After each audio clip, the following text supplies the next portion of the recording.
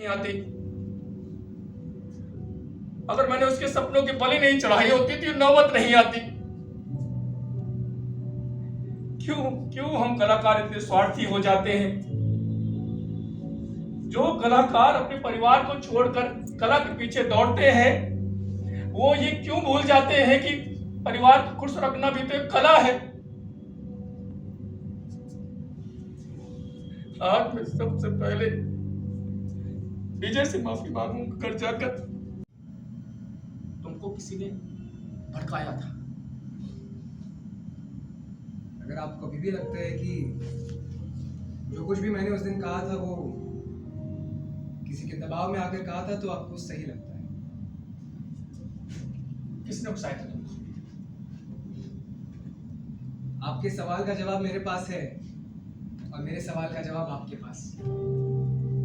यानी कि जब तक मैं तुम्हारे सवाल का जवाब नहीं दूंगा तब तक तुम मेरे सवाल का जवाब नहीं दोगे।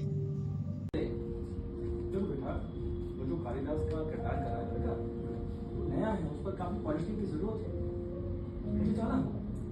जिस उत्साह के साथ वो अपने नाटकों को पॉलिश करते हैं, काश उतने ही उत्साह के साथ अपने रिश्तों को पॉलिश कर पाते। पहनना क्या चाहते हो? सिर्फ एक दिन के लिए आपकी डायरेक्टर का लिबास उतारकर पिता का लिबास नहीं पहन सकते। देखो बेटा, एक दिन ऐसे ही सिर्फ तुम्हारी मानेगी। शादी की सालगिरह थी उसकी। मैंने उसकी बात मानकर हम दोनों होटल गए, दोस्तों को बुलाया, धूमधाम सेलिब्रेशन किया। सेलिब्रेशन के दौरान पता चला कि गुरु जी के बेटे और बहू की कार एक्सीडेंट में डेथ हो गई, लेकिन फिर वो रिहर्सल में मौजूद थी। मैं स्तब्ध रह गया पीछे, उनकी सारी दुनिया उजड़ गई थी, लेकिन वो भी रिहर्सल में मौजूद थी। और मैं सिर्फ शादी की सालगिरह के वैसे रिहर्सल पर नहीं गया। उस दिन मैंने तय कर लिया, चाहे कुछ भी हो जाए, मैं अपनी निजी जिंदगी का साया रिहर्सल पर, थिएटर पर पड़ने नहीं दूंगा। आपकी निजी जिंदगी का साया तक नहीं पड़ता थिएटर पर थिएटर का साया आपकी निजी जिंदगी पर पड़ता है। उसका क्या? देखो बेटा, वो सारे बच्चे नए हैं। अगर मैं लापरवाह हो गया तो उन पर गलत छाप पड़ेगी, गलत सबक मिलेगा, और यही सबक वो आगे वाली पीढ़ी को देंगे, आने वाली पीढ़ी, फिर आगे आने वाली पीढ़ी को देंगे। इससे तो थिएटर का भविष्य सुनहरा नहीं होगा। आपको थिएटर के भविष्य की फिक्र है, पर बेटे के वर्तमान की कुछ नहीं पड़ी। अंग्रेजी में कहावत, what can be cured must be cured. इंतजार मत करना, सो जाना। अंग्रेजी में एक और कहावत है पापा, बेटर लेट देन नेवर। लौट आइए पापा, लौट आइए। लेकिन पहली रो वालों का क्या दोष है? ये प्रताप जी बैठे हैं, डॉली जी बैठी है, ये लोग बैठे हुए, नीतू जी बैठे, क्या होगा, क्या सोचेंगे? इनके कान के पर्दे नहीं बढ़ जाएंगे? कहेंगे। देखो भाई, एक्टिंग में दो चीजें बहुत जरूरी है, एक वेरिएशन, दूसरा वॉइस मॉड्यूलेशन। ठीक है? एक सुर में बोलोगे तो सब बोर हो जाएंगे बेटा, हैं? वेरिएशन सीखो। अब जैसे क्या लाइन देखो, एक वर्ड की किस तरीके से बॉलीवुड में बहुत जल्दी तुम बड़े स्टार बन गए। तुम्हारी सफलता से प्रेरणा लेकर मेरे बच्चे मुझे एक एक कर छोड़ चले गए। Extremely sorry sir. माफी तो मुझे मांगनी चाहिए तुमसे।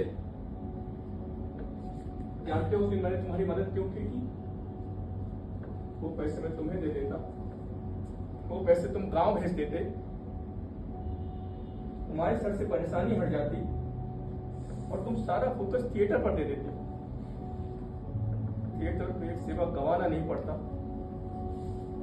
यानी जब मैंने तुम्हारी मदद की तो मेरे मन में तुम नहीं थे, थिएटर था।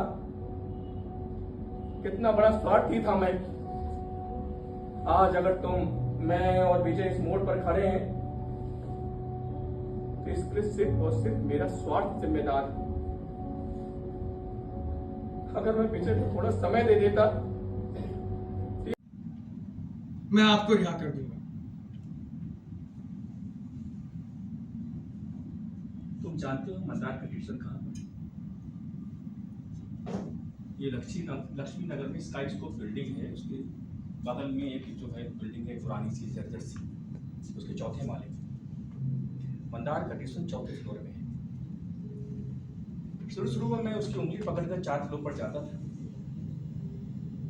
लेकिन चौथे फ्लोर में पहुंचते आता रहता था ताकि मंदार को गिल्ट फील ना, पर फिर भी वो भाग गया। जो रुदन दिखाई और सुनाई नहीं देता वो बड़ी गहराई से स्पर्श कर जाता है। मंदार और फिर